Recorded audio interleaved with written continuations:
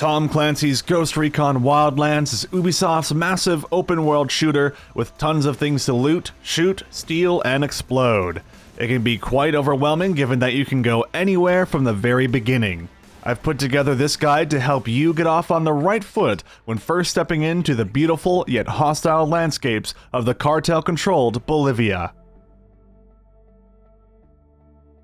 Once you've created your character, my advice is to immediately carry out the very first mission given to you. It's a fantastic way to teach you the basic mechanics of driving, spotting, shooting, infiltration, interrogation, flying helicopters, and even VIP extraction. Take your time to get used to how the drone operates. Utilize the binoculars as well, for there will be times where your drone is simply unusable. Now that you've completed your first mission, it's time to get an important upgrade for our assault rifle. Helicopters pose a great danger, and you will be running into them quite frequently during your playthrough. If you go into the weapon parts for your assault rifle and take a look at the underbarrel tab, you'll see an option for the standard grenade launcher. When you highlight it, you can see which province in Bolivia holds this upgrade. In this case, however, it shows that we need to earn a bit of skill points to unlock said item. In order for us to get these skill points without having to level up way more than we need to, it's time for us to gather some intel on the province we're currently in called Itaqua. Let's head over to the nearby town that's close to where we finished our first mission. Getting close, you'll see that there's an exclamation point surrounded by a white circle on the minimap. This is secret intelligence that's specific to the province you're currently in. Pay close attention to these, for they can save you a lot of trouble when trying to find points of interest in new territories. Be sure to scan these points with your drone or binoculars to know what you'll be running into, because these secret intel markers could be civilians, documents, computers, or even cartel. Okay, so we've gathered some secret intelligence on Itaqua. It's time to make the most out of our efforts. In almost every province, there's 3 major skill point locations. 2 are worth 3 skill points, and 1 is worth 5. Now these will generally be more tricky to get than a single skill point location, but these are worth the time gathering. Unfortunately, Itaqua is one of the regions in Bolivia that only have single skill point locations. Thankfully, they are extremely easy to obtain, and are almost always en route to the next main story quest. I encourage you to try grabbing at least 4 of these skill points whilst completing a couple more main story quests. You'd think with all their money, the cartel would make a nicer medal. Loaded up on skill points and feeling confident in our abilities, let's start working on the next resources we need. You'll notice that not only do you need skill points to level, but resources as well. These resources are oil, medication, communications, and food. If you don't have enough of these, then you're out of luck when it comes to getting new perks. In this case, we want to get the parachute and grenade launcher abilities. So let's go ahead and gather some more information on Itaqua. It's time we discover supply raids. Hey, I found details on an SB supply helicopter. You should now be able to see all the supply raids and convoys around the region. Supply raids usually offer the lesser reward of 2,500 to 3,500 resources, but are generally safer as all you have to do is steal a plane or helicopter and land it safely. Convoys, on the other hand, can get you as much as 5,000 supply, but that'll involve you having to chase them down by car, and things can get messy quick. If you damage the target vehicle too much, you'll only earn half of what you would have obtained.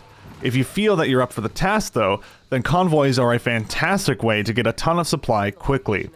Of course, you can tag the smaller supplies all around the world. These are labeled by small green icons. Keep an eye out for them early on. After all that's been completed, you should now be at least level 5, and you can upgrade your character accordingly. Congratulations, you're now the proud owner of a parachute and a grenade launcher. With those equipped and ready to go, it's time to take our adventures out of province to other regions of Bolivia. Open your inventory and look through the various assault rifles. Find one that appeals to you the most. As long as the weapon you chose isn't a boss weapon, then it should let you know which province in Bolivia contains said item. So find yourself a helicopter and begin to make a trip to the location your weapon is in. The best areas to find secret intel are large populated areas. Be sure to look at the map to find these large towns.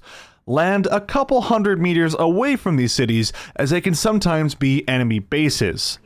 Always fly on the side of caution, as it were.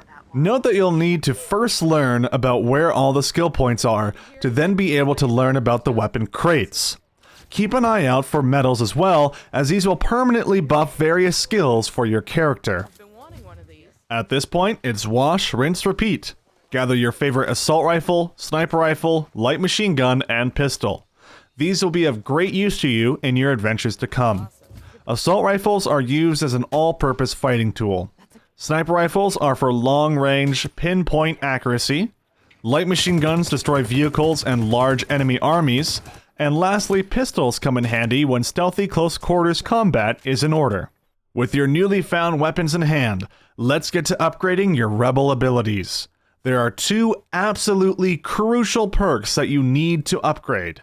One being vehicle drop-off, and the other being rebel spotting. These are your utmost top rebel perks to upgrade, as they will save you loads of time during any operation. Spotting is easy to upgrade. All you have to do is look for the parachute icon on the map and land carefully on these positions. Push the button on the side of the drops and you're golden. Vehicle drop-off upgrades, on the other hand, will be a bit more tricky, as it will require you to raid network stations. Using the spotting ability that we just picked up will allow you to see all the enemies inside these structures.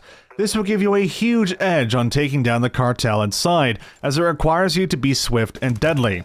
Once you've done 7 of these missions, you'll be able to summon a helicopter at any time. This is the perfect way to get to any objective on the map.